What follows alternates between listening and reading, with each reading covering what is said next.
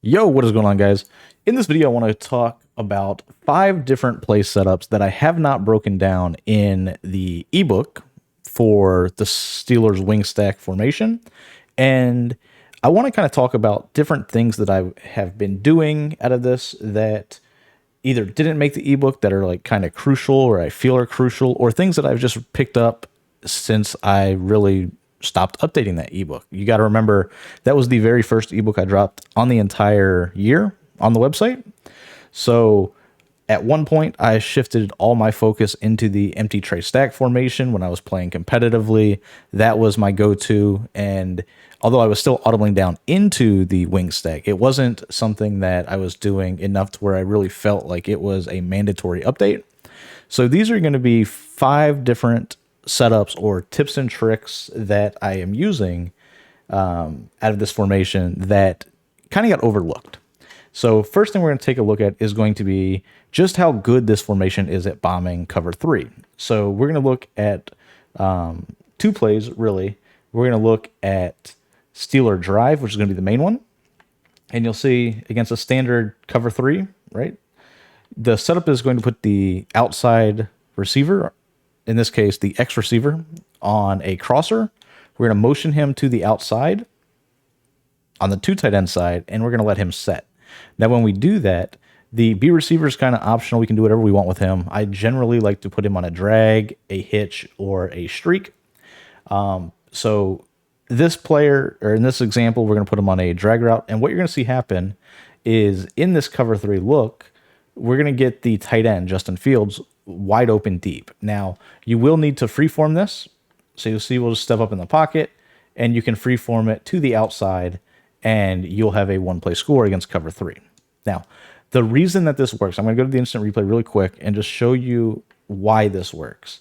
So this is not a normal tight end streak. This is that outside release, like old school fade route. Really, it's not found in many plays. Washington's gun bunch has it, and then there's a few more, but this is the one that I was able to use out of this, and it's only in the Pittsburgh Steelers playbook, hence the name Steelers Corner, right?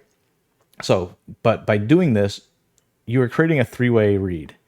This corner route, if they were to outside third this player right here to take away this bomb, then the corner route is going to be wide open.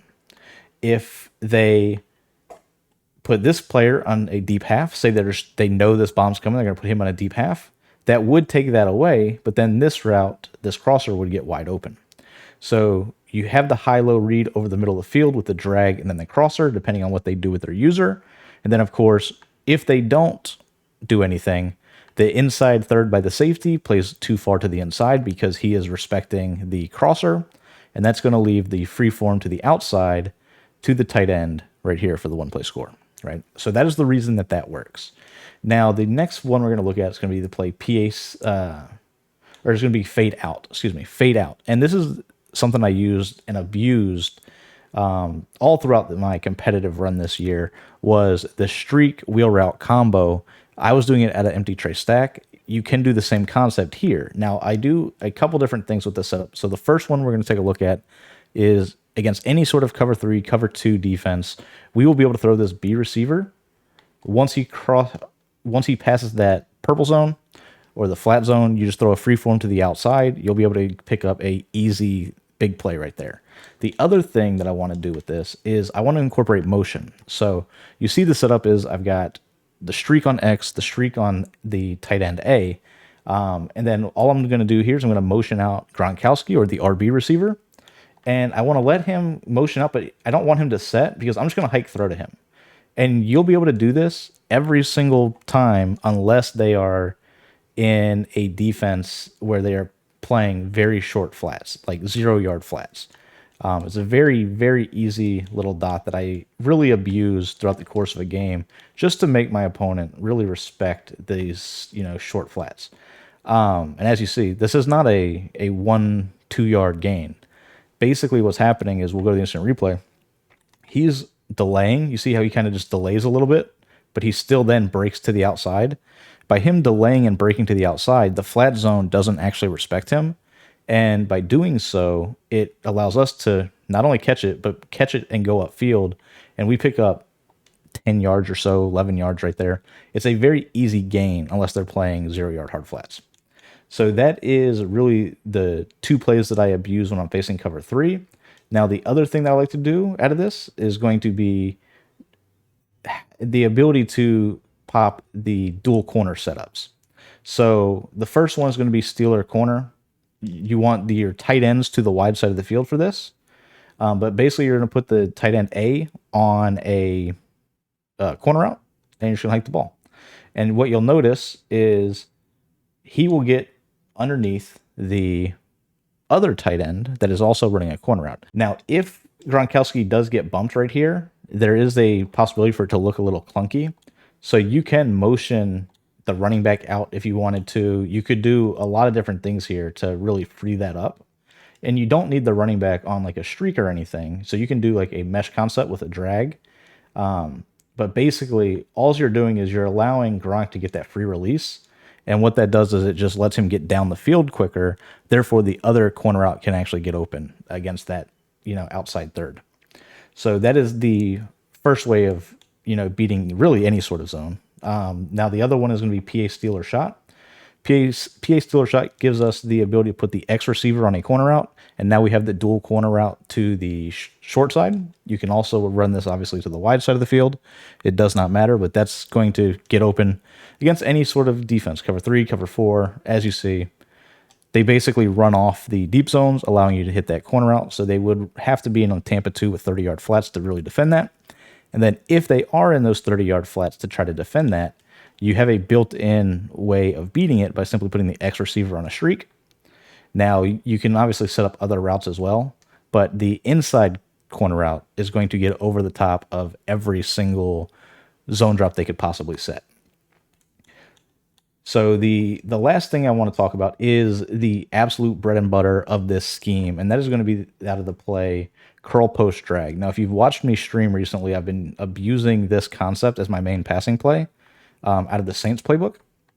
And really, it's just absolutely dominant against these cover 0 type of blitzes, like spinner or anything like that, right? So if they're in any cover 0, man coverage, anything like that, the setup is to put the RB receiver or the RB tight end Gronkowski on a trail route. And with him on a trail route, you have the ability to hike throw to the left, as you see right here. That can go for a one-play score.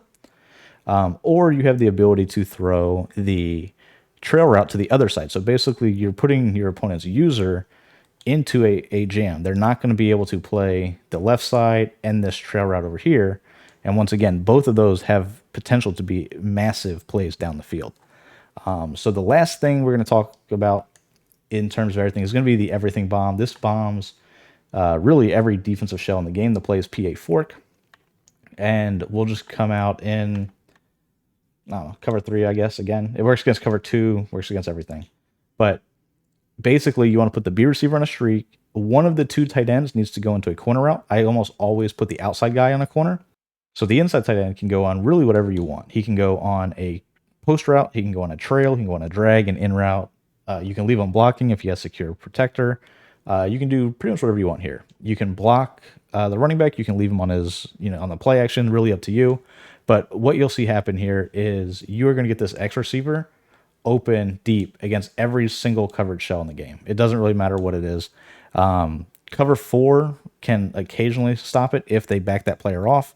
But even then, it's going to have a good shot of getting wide open deep. So that's really it. That is everything you need to know about the single back wing stack formation. Hopefully you guys enjoy. If you want me to break down any other formations throughout this off season, so to speak, we got a couple weeks or so before the new beta drops. Let me know. I'll do my best to get out some content for you guys. I know the game's pretty stale, but I wanted to make sure you guys at least were able to see exactly how I was running this formation towards the end of the year. So with that being said, I'll catch you guys in the next video.